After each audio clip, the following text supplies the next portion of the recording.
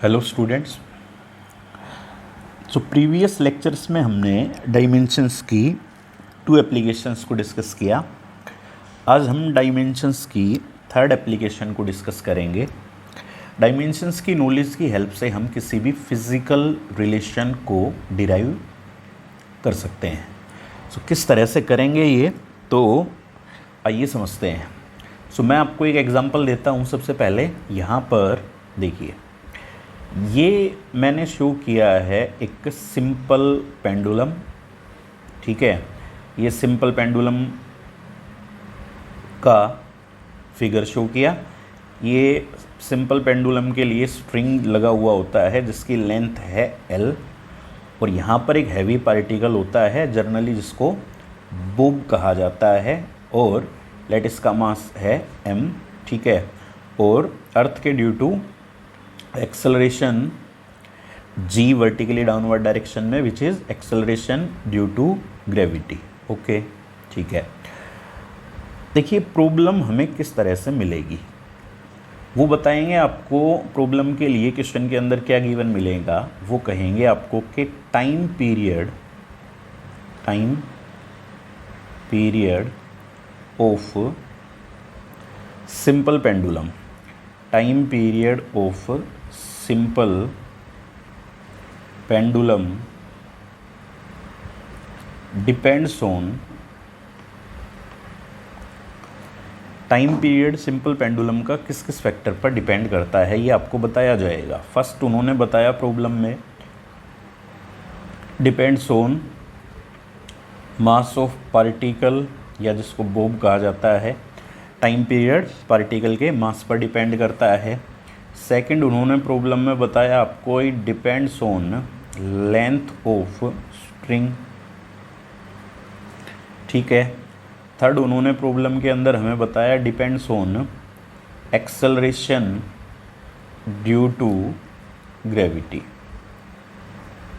ठीक है, ये इन्फॉर्मेशन तो आपको क्वेश्चन के अंदर दी जाएगी, गिवन मिलेगी कि कोई एक फिजिकल क्वांटिटी, जैसे यहाँ टाइम पीरियड एक फिजिकल क्वांटिटी है, वो बाकी जो फिजिकल क्वांटिटीज़ हैं उनमें से किस किस क्वांटिटी पर डिपेंड करती है।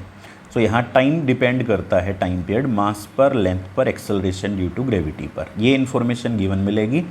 अब हमें डायमेंशंस की नॉलेज की हेल्प से क्या फाइंड करना है कि टाइम पीरियड आखिर इन पर डिपेंड किस तरह से करेगा। किस तरह से करने का मतलब है ये मेरा कि जैसे टाइम पीरियड इनके स्क्वायर के प्रोपोर्शनल होगा, रूट के प्रोपोर्शनल होगा, क्यूब के प्रोपोर्शनल होगा, ये इनके इन्वर्सली प्रोपोर्शनल होगा, डायरेक्टली प्रोपोर्शनल होगा। ये हमें डायमेंशंस की हेल्प से फाइंड करना है। अब प्रोसीजर जो है उसके कुछ स्टैंडर्ड स्टेप्स है which you have to follow, और वो जो स्टैंडर्ड स्टेप्स है वो आप सभी प्रॉब्लम्स में जो इससे फिजिकल रिलेशन की डेरिवेशन से रिलेटेड होंगी तो उनमें अप्लाई करेंगे। कैसे करना है वो मैं आपको बता रहा हूँ। देखिए, प्रॉब्लम के अंदर ये गिवन था तो आप उसको शो करेंगे that T time period is proportional to mass के प्रोपोर्शनल है लेंथ के, और एक्सेलरेशन ड्यू टू ग्रेविटी के। यहाँ आपको अज्यूम करना है लेट के मास की ए पावर पर डिपेंड करता है टाइम पीरियड, लेंथ की बी पावर पर डिपेंड करता है, और एक्सेलरेशन ड्यू टू ग्रेविटी की सी पावर पर डिपेंड करता है। अब हमें डायमेंशंस की नॉलेज की हेल्प से ए, बी और सी इनकी वैल्यूज़ फाइंड करनी है। ठीक है, अब यहाँ आप प्रोपोर्शनलिटी को रिमूव करके कांस्टेंट यूज़ करेंगे। Let me represent this constant by K. ठीक है, ये कांस्टेंट हमने यूज़ किया। m raise to the power a, length raise to the power b, and acceleration due to gravity raise to the power c। Okay, ठीक है। यहाँ k जो use किया गया है, k एक कांस्टेंट है, इस बात को ध्यान रखिएगा। ठीक है, k कांस्टेंट है यहाँ। अब आपको क्या करना है, ये इक्वेशन की लेफ़्ट हैंड साइड है और ये है right hand side. Left hand side के डायमेंशंस फाइंड करने हैं आपको, उसके बाद राइट हैंड साइड के डायमेंशंस आपको फाइंड करने हैं। रिमेंबर वन थिंग, इस कांस्टेंट के डायमेंशंस आपको नहीं रखने होते। यहाँ जो कांस्टेंट टर्म आई हुई है इसके डायमेंशंस आपको नहीं रखने। ठीक है, इसको छोड़कर जो टर्म्स बची हुई है उनको राइट साइड में हमें डायमेंशन सब्सटीट्यूट करने हैं। तो स्टार्ट करते हैं। देखिए, लेफ़्ट हैंड साइड से स्टार्ट करते हैं। सो LHS में, यहाँ LHS में T है और T क्या है, टाइम पीरियड। ठीक है, अब टाइम पीरियड के डायमेंशंस क्या होंगे, you know very well. Time period actual में टाइम एक फंडामेंटल क्वांटिटी है, तो उसके डायमेंशंस को कैसे शो करते हैं, m0, ठीक है, L0 और T, या तो आप सिंपल T लिख दीजिए या T raise to the power ऐसे 1 भी शो कर सकते हैं, क्योंकि सिर्फ टाइम है, मास और लेंथ इन्वॉल्व नहीं है टाइम पीरियड के डायमेंशंस के अंदर। ठीक है, लेफ्ट हैंड साइड हो चुकी है आपके पास। अब हम बात करते हैं राइट हैंड साइड की। सो RHS में यहाँ राइट हैंड साइड में काफ़ी सारी क्वांटिटीज़ है, मास है, लेंथ है, acceleration due to gravity. M symbol किसके लिए था, मास के लिए था। सो यहाँ पर आप मास के डायमेंशंस रखेंगे। उसके बाद में L जो सिंबल था वो किसके लिए था, लेंथ के लिए था, उसके डायमेंशंस रखेंगे। देयर आफ्टर आपके पास में स्मॉल g का यूज़ हुआ, which is acceleration due to gravity. ठीक है, इसके डायमेंशंस रखेंगे राइट साइड में। स्टार्ट करते हैं। मास है यहाँ तो मास फंडामेंटल क्वांटिटी है, यू नो वेरी वेल। सो मास के डायमेंशंस तो हम डायरेक्ट रख सकते हैं, मास के डायमेंशंस m। ठीक है, उसके बाद लेंथ है, लेंथ भी फंडामेंटल क्वांटिटी है, तो उसके लिए L का यूज़ होगा। Acceleration due to gravity. जो बच्चे लेक्चर की सीरीज़ को फॉलो कर रहे हैं पहले से, उनको पता है acceleration due to gravity is also acceleration, और एक्सेलरेशन के लिए डायमेंशंस होंगे L-T-2। ठीक है, अब लेफ़्ट हैंड साइड और राइट हैंड साइड के डायमेंशंस आप इस इक्वेशन के अंदर सब्सटीट्यूट करेंगे। ठीक है, सो हम यहाँ पर सब्सटीट्यूट करते हैं। देखिए, लेफ़्ट हैंड साइड में m0, L0, T1। सो m0, L0 और T1, ये लेफ़्ट हैंड साइड के डायमेंशंस हुए। कांस्टेंट k है, उसको आप एज इट इज़ रखेंगे, you will not change it, as it is substitute करेंगे। देयर आफ्टर मास के लिए हम कैपिटल M का यूज़ करेंगे। सो कैपिटल M यहाँ सब्सटीट्यूट करेंगे, उसकी पावर a। सो यहाँ capital M raise to the power a। उसके बाद से यहाँ लेंथ के लिए कैपिटल L आया, लेंथ की पावर b है, तो यहाँ पर भी लेंथ की पावर शो करेंगे b। उसके बाद एक्सेलरेशन ड्यू टू ग्रेविटी है g, LT-2 यहाँ रखेंगे, LT-2 उसकी power c। So LT-2 raise to the power c। ठीक है, अब क्या करना है, देखिए left hand side as it is m0, L0, T1 equals to k as it is m raise to the power a, L raise to the power b, इसको simplify करेंगे आगे, L raise to the power c और T raise to the power -2c। ठीक है, further simplifying constant के as it is m raise to the power a, यहाँ L raise to the power, क्योंकि base equal है आप power add करेंगे b plus c, और T raise to the power -2c। इधर लेफ्ट साइड में m0, L0, T1। So I hope आपको समझ में आया होगा सिंप्लीफिकेशन। उसके बाद आपको जो, जैसे यहाँ पर मास है और यहाँ पर मास आया हुआ है, ठीक है, तो सिमिलर जो टर्म्स हैं, सिमिलर टर्म्स का मीनिंग्स, यहाँ पर मास था, यहाँ मास आया हुआ है, तो उनके हम डायमेंशंस को इक्वेट करेंगे। सो इसके डायमेंशंस यहाँ 0 है, इसके डायमेंशंस मास के a है, तो इक्वेट करेंगे तो यहाँ पर a की वैल्यू तो क्लियरली 0 हो चुकी है। उसके बाद लेंथ के लिए यहाँ exponent power b plus c है, और यहाँ लेंथ की पावर 0 थी, इक्वेट किया आपने b plus c equals to 0, यानी b is equal to -c, ये रिजल्ट निकल कर आया है यहाँ से।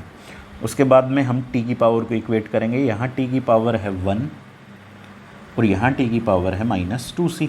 ठीक है, सो c की वैल्यू यहाँ से क्लियरली कितनी हो गई, -1/2। ये जो c की वैल्यू आपको मिली, इस c की वैल्यू को आप सब्सटीट्यूट करेंगे यहाँ, तो b की वैल्यू आपको मिलेगी, माइनस ऑलरेडी था और सी की वैल्यू फिर से आप यहाँ -1/2 सब्सटीट्यूट करेंगे, you will get b equals to 1/2। तो आपको a की वैल्यू मिली, b की वैल्यू, c की value, a 0, b 1/2, c -1/2। Substitute कहाँ करनी है a b c की वैल्यू? यहाँ पर इस रिलेशन में यहाँ सब्सटीट्यूट करेंगे। So equals to constant k m raise to the power a की वैल्यू हमें मिली हुई है 0, तो मैंने a की वैल्यू यहाँ 0 आई थी, वो वैल्यू सब्सटीट्यूट कर दी। c की वैल्यू -1/2, b की वैल्यू 1/2 सब्सटीट्यूट करते हैं। सो l है लेंथ, यहाँ लेंथ की पावर b, और b की वैल्यू हमने कितनी फाइंड की है? 1/2, ये रख दिया मैंने। उसके बाद g acceleration due to gravity था, उसकी पावर c है, और c की वैल्यू मुझे कितनी मिली? -1/2। ये वैल्यू सब्सटीट्यूट की आपने, ठीक है। सो मैं यहाँ सिंप्लीफाई कर देता हूँ बाकी बचा हुआ पार्ट इसका। So t equals to constant k as it is m raise to the power 0। इससे हमें ये सीखने को मिला कि जो टाइम पीरियड है वो सिंपल पेंडुलम के बोब पर, सिंपल पेंडुलम का जो बोब होता है, जो पार्टिकल होता है, उसके मास पर डिपेंड नहीं करता, इसकी पावर 0 आई हुई है, ठीक है। तो यानी कि ये बोब है, ये लाइट है, हैवी है, तो इसके मास पर टाइम पीरियड डिपेंड नहीं करेगा। तो m raise to the power 0, तो ये तो 1 ही हो गया है ना, m raise to the power 0 ये 1। लेंथ की पावर 1/2 ये शो की मैंने यहाँ, और यहाँ जो एक्सेलरेशन ड्यू टू ग्रेविटी की पावर -1/2 है, इसको मैंने डिनोमिनेटर में रखा, तो ये g की power +1/2। It can be written as t equals to constant k, l की पावर 1/2, g की पावर 1/2। सो हम इसको ऐसे लिख लेते हैं, l का भी रूट होगा और g का भी रूट होगा। सो इस तरह से ये हमने एक फिज़िकल रिलेशन डिराइव किया time period of a simple pendulum के लिए, कि किस तरह से टाइम पीरियड लेंथ और एक्सेलरेशन ड्यू टू ग्रेविटी पर डिपेंड करता है, ठीक है। सो यहाँ जो कांस्टेंट आया हुआ है, सो ये एक्चुअल में ये जो कांस्टेंट होता है, इसकी वैल्यू 2π होती है, तब रिलेशन जो बनता है वो बनता है time period equals to 2π√L/g, ठीक है। बट आपको बताऊं मैं, डायमेंशंस के मेथड की ये लिमिटेशन है कि वो आपको यहाँ जो कांस्टेंट वैल्यूज़ आई हुई हैं ये फाइंड करके नहीं दे सकता। ये लिमिटेशन मानकर चलिए आप डायमेंशंस के मेथड की, जो कांस्टेंट है उसकी वैल्यू आपको डायमेंशंस से पता नहीं लग सकती, क्योंकि काफ़ी जैसे मोस्टली लार्ज है या रिलेशन है, तो वहाँ पर जो कांस्टेंट होता है वो एक्सपेरिमेंटली फाइंड किया जाता है। यट हम ये ज़रूर बताने पाए कि टाइम पीरियड किस तरह से लेंथ और एक्सेलरेशन ड्यू टू ग्रेविटी पर डिपेंड करता है। सो अब और प्रॉब्लम डिस्कस करते हैं, चलिए नेक्स्ट पेज पर चलते हैं। चलिए नेक्स्ट प्रॉब्लम डिस्कस करते हैं। यहाँ जैसे प्रॉब्लम के अंदर आपको ये बताया हुआ है उन्होंने कि जो विस्कस फोर्स है, विस्कस फोर्स,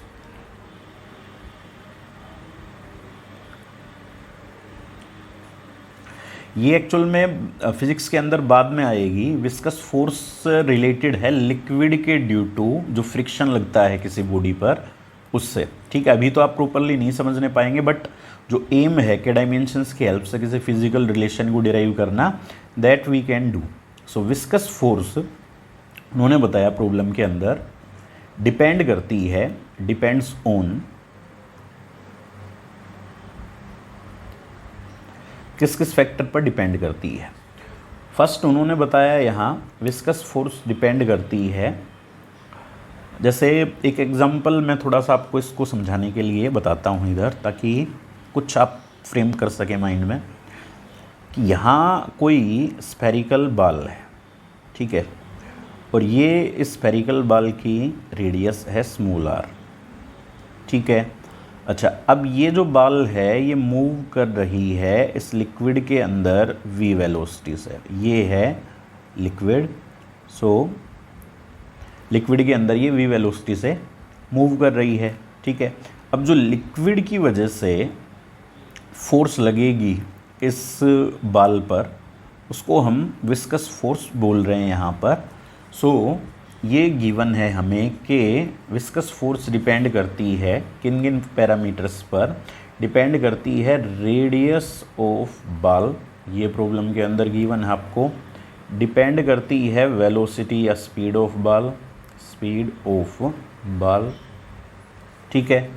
उसके बाद में उन्होंने बताया कि डिपेंड करती है, एक टर्म बता रहा हूँ आपको यहाँ पर, कोफिशिएंट, फिजिकल क्वांटिटी है ये, coefficient of viscosity. So in 3 parameters पर विस्कस फोर्स डिपेंड करती है, ठीक है। So radius you can understand, speed, रही बात कोफिशिएंट ऑफ विस्कोसिटी की, सो आप ऐसे समझिए कि एक ऐसी वैल्यू होती है कि अगर ये कोफिशिएंट ऑफ विस्कोसिटी किसी लिक्विड का ज़्यादा होगा तो इस पर जो फोर्स लगेगी, विस्कस फोर्स, वो डिसाइड होगा किसके बेस पर, कोफिशिएंट ऑफ विस्कोसिटी के बेस पर, जो अलग अलग लिक्विड्स के लिए अलग अलग होता है। वो डिपेंड किस तरह से करता है वो हम डायमेंशंस की हेल्प से फाइंड करेंगे। बट फर्स्ट हमारा पर्पज़ ये है कि हम पहले कोफिशिएंट ऑफ विस्कोसिटी के डायमेंशंस अगर समझने पाएँ तभी हम इस एक्सप्रेशन को, यानी कि इस रिलेशन को डिराइव कर सकते हैं। तो पहले मैं आपको कोफिशिएंट ऑफ विस्कोसिटी के डायमेंशंस बताता हूँ। देखिए, सो एक रिलेशन है यहाँ फिजिक्स के अंदर, ठीक है। अभी तो मैं रिलेशन जो है वो अभी डायरेक्ट शो कर रहा हूँ, आगे यहाँ हाइड्रोडायनेमिक्स में जब लिक्विड मूव करता है तब ये रिलेशन यूज़ किया जाता है। यहाँ जो सिंबल आप देख रहे हैं इसको बोलते हैं ईटा, यही क्या है, कोफिशिएंट ऑफ विस्कोसिटी है, ठीक है। एफ फोर्स के लिए, ए एरिया के लिए यूज़ हुआ, डीवी वेलोसिटी डिफरेंस के लिए है, और डीएक्स एक तरह से आप मानकर चलिए डिस्टेंस या डिस्प्लेसमेंट है, स्मॉल। सो मुझे मेनली इस रिलेशन का यूज़ क्यों करना है, ताकि मैं आपको ये समझाने पाऊँ कि कोफिशिएंट ऑफ विस्कोसिटी के डायमेंशंस क्या होंगे। So eta equals to, so simplify करें आप इसको, एफ डी एक्स, एफ को डी एक्स से मल्टीप्लाई करेंगे, divided by A D V, ठीक है। अच्छा, फोर्स के डायमेंशंस आपको पता है, M L T minus two, D X मैंने बताया आपको स्मॉल डिस्टेंस है या डिस्प्लेसमेंट है, डिस्टेंस है या डिस्प्लेसमेंट, दोनों केसेस में इसके डायमेंशंस क्या होंगे, लेंथ, क्योंकि डिस्टेंस या डिस्प्लेसमेंट है तो लेंथ ही, एरिया, सो एरिया के डायमेंशंस आपको पता है L2, dv small change in velocity होता है, वेलोसिटी डिफरेंस है वो, सो है तो वेलोसिटी, तो उसके लिए क्या यूज़ करेंगे, L(t)-1, इसको सिंप्लीफाई करिए आपको ईटा के डायमेंशंस पता लग जाएंगे। So 1 L gets cancel out, you can see this L gets cancel out, जब इसको न्यूमरेटर में रखेंगे तो इसको रखेंगे तो L की पावर -2 होगी, और यहाँ +1 है, तो क्या लेफ्ट रहेगा, ML -1 लेफ्ट रहेगा, इसको रखेंगे तो T की पावर -2 + 1, सो T की पावर कितनी होगी यहाँ से -1, so this is ML -1 T -1, ये ईटा के डायमेंशंस है, हमें रिक्वायरमेंट होगी तब हम यूज़ करेंगे। अब आपको स्टैंडर्ड जो प्रोसीजर है वो आपको पता है कि हमें किस तरह से जो फिज़िकल रिलेशन है वो डिराइव करना है। सो स्टार्ट करते हैं। देखिए, सबसे पहले viscous force let proportional consider करेंगे किन किन फैक्टर्स के, रेडियस, वेलोसिटी या स्पीड और कोफिशिएंट ऑफ विस्कोसिटी के। इन 3 फैक्टर्स पर उन्होंने बताया डिपेंड करता है विस्कस फोर्स, तो एफ वी यानी viscous force proportional to radius, velocity, coefficient of viscosity. Next step में क्या बताया था मैंने आपको, आप अज्यूम कर लेंगे, क्या अज्यूम करेंगे, रेडियस की लेट ए पावर पर, ठीक है, वेलोसिटी की बी पावर पर डिपेंड करती है विस्कस फोर्स, और कोफिशिएंट ऑफ विस्कोसिटी की पावर सी, ठीक है, ये हमने अज्यूम किया। नेक्स्ट स्टेप क्या था, आप यहाँ पर इसको जब एक इक्वेशन में कन्वर्ट करेंगे तो प्रोपोर्शनलिटी को आपने यहाँ रिमूव किया, कांस्टेंट आपने के यूज़ किया, radius to the power A, speed to the power B, and coefficient of viscosity to the power C, ठीक है। नेक्स्ट स्टेप में हमें क्या करना है, लेफ्ट हैंड साइड और राइट हैंड साइड दोनों के डायमेंशन शो करने हैं। सो लेफ्ट हैंड साइड देखिए LHS, so left hand side में क्या इन्वॉल्व है, एफ वी। एफ वी क्या था, एक तरह से फोर्स है, आप ऐसे मानिए एफ वी फोर्स ही एक तरह से। अब अगर फोर्स है तो उसके डायमेंशंस क्या होंगे, तो फोर्स के डायमेंशंस आपको पता है, तो फोर्स के डायमेंशंस होंगे M L T minus two. Force के डायमेंशंस है M L T minus two. अब बात कर लेते हैं राइट हैंड साइड की। So R H S, so R H S के अंदर काफ़ी क्वांटिटी है। आर रेडियस है, ध्यान रखिएगा, वी वेलोसिटी है, ईटा कोफिशिएंट ऑफ विस्कोसिटी है। इनके डायमेंशंस भी हम यहाँ पर शो करेंगे। सो रेडियस के डायमेंशंस क्या होंगे, रेडियस एक तरह की लेंथ ही होती है तो एल का यूज़ करना है। उसके बाद से वेलोसिटी है, you know very well, L T minus one. Coefficient of viscosity के डायमेंशंस मैंने आपको इसीलिए फाइंड किए थे ताकि हमें रिक्वायरमेंट हो तब यूज़ कर सके, M L minus one T minus one. So M L minus one T minus one. Okay, left side और राइट साइड के डायमेंशंस हो गए। नेक्स्ट स्टेप क्या था, नेक्स्ट स्टेप ये है कि जो डायमेंशंस होंगे वो हम इस इक्वेशन के अंदर पुट करेंगे। So F V viscous forces के डायमेंशंस क्या है, M L T minus two equals to, constant के था एज इट इज़ रखा मैंने, radius to the power A. So radius है उसके लिए एल का यूज़ करेंगे, लेंथ है वो, so L raise to the power A. उसके बाद से यहाँ वेलोसिटी है एल टी माइनस वन, उसकी पावर है B. So L T minus one raise to the power B, ठीक है। उसके बाद से third, eta coefficient of viscosity, M L minus one T minus one, M L minus one T minus one raise to the power C, तो यहाँ आएगा सी। Okay, अब क्या करना चाहिए हमें, अब हमें सिंप्लीफाई करना चाहिए। M L T minus two equals to K as it is रखेंगे, ठीक है। L raise to the power A, L raise to the power यहाँ सिंप्लीफाई करेंगे बी, और T raise to the power minus B. उसके बाद यहाँ M raise to the power C, L raise to the power minus C, यहाँ minus one था ये C है, so minus C, T raise to the power minus C, minus one था ये C है, ठीक है। अच्छा, अब क्या करें, एक स्टेप और, M L T minus two equals to K constant था एज इट इज़। पहले देखिए एम यहाँ आया हुआ है ना, और तो एम नहीं है, so M raise to the power C है तो मैं उसको एज इट इज़ रख लेता हूँ, ठीक है। एल की बात करते हैं, so L A B and minus C, so base equal है तो पावर ऐड करेंगे, A plus B minus C, so A plus B minus C. अब टी की बात करें, सो टी की पावर यहाँ है माइनस बी और यहाँ है माइनस सी, सो माइनस बी माइनस सी। अब क्या करना है हमें, नेक्स्ट स्टेप में पावर्स को इक्वेट करना है। यहाँ m है यानी m की पावर 1 है, लेंथ है, लेंथ की पावर यानी 1 है, या तो आप सिंपली एम एल लिखिए ऐसे, या फिर ऐसे दिखाइए, है ना। सो इक्वेट करते हैं, यहाँ m की पावर c, यहाँ m की पावर 1, सो क्लियरली c की वैल्यू तो आ चुकी है आपके पास। c किसके इक्वल होगा, c की वैल्यू कितनी होगी 1, इक्वेट करेंगे तो, ठीक है। उसके बाद l को इक्वेट करेंगे तो a plus B minus C, a plus B minus C, यहाँ l की पावर कितनी है 1, सो ये मैंने उससे इक्वेट किया।